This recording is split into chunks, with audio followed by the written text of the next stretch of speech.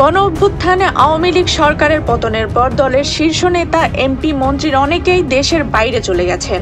কেন্দ্রীয় নেতা এমপি মন্ত্রী ছাড়াও সহযোগী ও জেলা নেতা সহ প্রায় ৫,০০০-এর বেশি নেতা বর্তমানে বিদেশে অবস্থান করছেন। এদের অনেকেই এখন বিদেশেই স্থায়ী হতে চাচ্ছেন বলে একাধিক নেতা, এমপি, মন্ত্রী ও তাদের আত্মীয় স্বজনদের মাধ্যমে আভাস পাওয়া গেছে।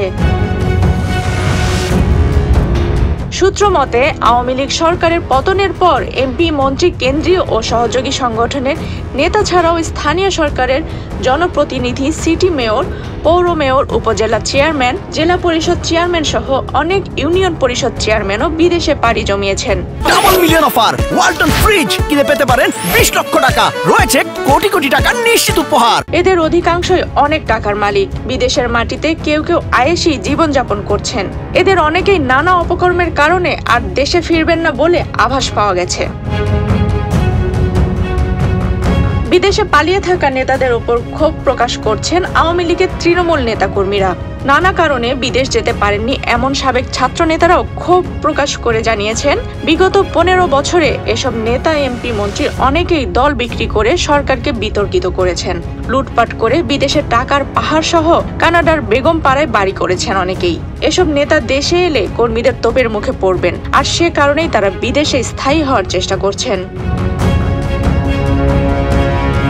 যুক্তরাজ্য, যুক্তরাষ্ট্র, কানাডা, ইতালি সহ মধ্যপ্রাচ্যের কিছু দেশে অনেক নেতা স্থায়ী হওয়ার চেষ্টা করছেন।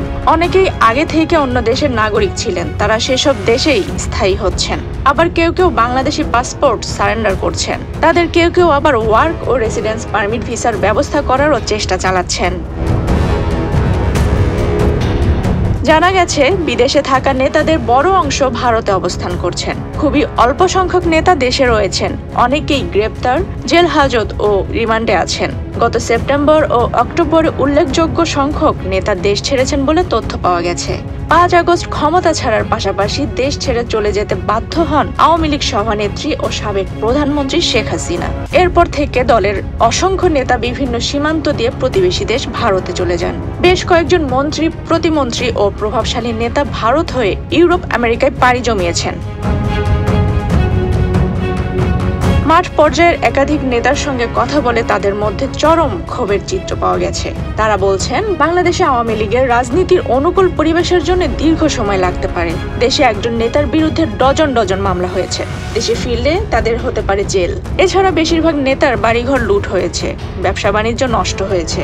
তাদের অনেকেই দেশে ফেরার চিন্তা বাদ দিয়েছেন। কেউ কেউ ইতোমধ্যে রাজনৈতিক আশ্রয় চেয়ে আবেদন করেছেন। কেউ আবার আবেদনের জন্য আরো 2-1 মাস সময় চেয়ে নিচ্ছেন।